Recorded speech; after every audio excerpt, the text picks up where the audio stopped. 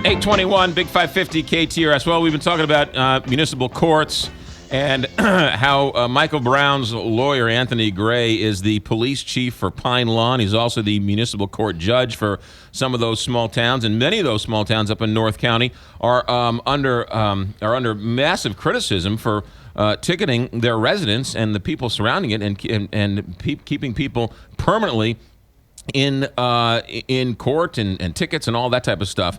And while that's all going on, Better Together, which is a nonprofit organization that is doing a whole bunch of studies, has recently released their municipal courts study. And to talk about it is David Leipoltz. David, welcome to the Big 550 KTRS here in St. Louis. Thanks for having me. Quickly, explain to people who don't know, what is Better Together?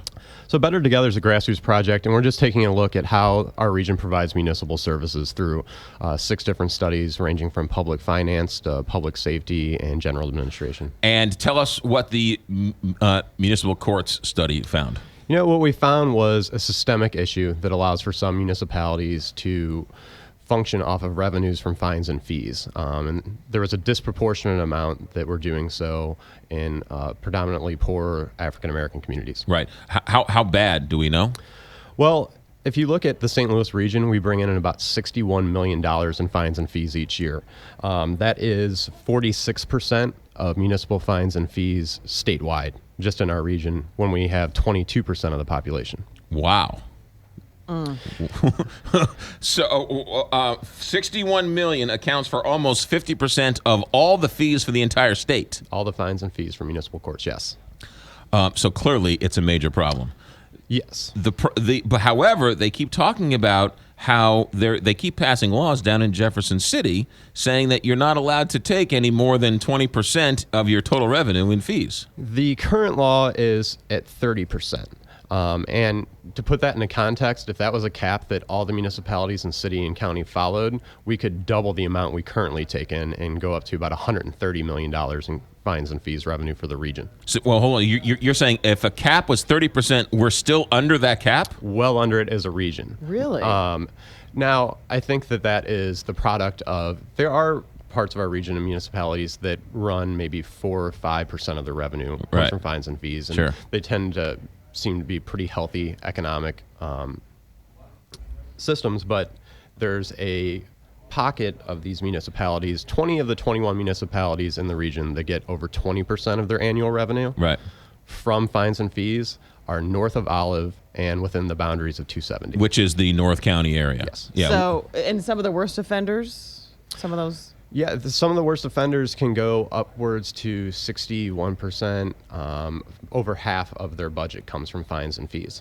And but any of these laws coming out of Jefferson City, there's no teeth to them, right? They just can't do it, but there's no recourse if they break that statute. Correct. We placed some calls into a couple of different state agencies to see how this was enforced, and we were essentially told that they waited for the municipality to report they had gone over and to deposit that money with the state, because over 30%, the law says that money is supposed to go to the schools. And how many actually report that they go over? Well, what we found is some municipalities are turning in these numbers, but they're not really being audited or checked. And that's an issue too, is oversight. And it starts with the fact that municipal courts are a subset within the judicial circuit. There's 45 circuits in the state of Missouri. For the most part, they have 8 or 9 municipal courts. In St. Louis County, you have 81. 81 municipal courts, so they have their own court fiefdoms, more or less.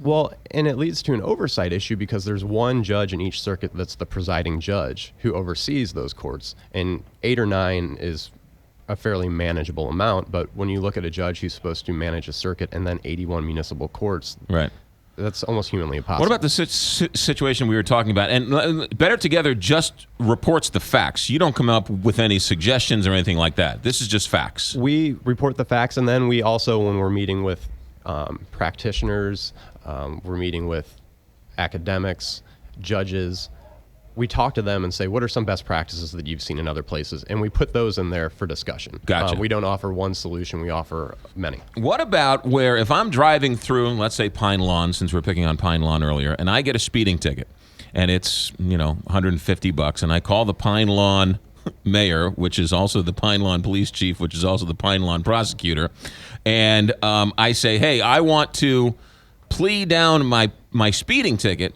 to excessive parking tickets, and now my fee goes to $300. Does that parking ticket or does that noise violation that I plead guilty to, does that count as under that cap, if you will? So it was a moving violation and now it's not? It should. How each municipality reports that I couldn't go into. Right, but they're supposed to. Yes, and that's one of the things that we've also found is that municipalities will charge extra to not have it be a moving violation, which benefits, again, people with money who can have attorneys that get to go first in these courts and can get kind of these no points deals. Right.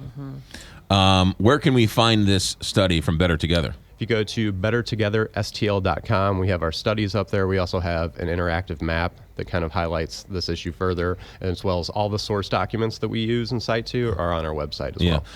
And then we should also give your TV show a plug. You're doing a TV show for Better Together. We do on our, we have a web show each week, and what we try to do is just have people, whether with the courts, it would be a municipal judge or an attorney, people that work in that system, stakeholders in the community that have an insider knowledge of some of these issues. Yeah.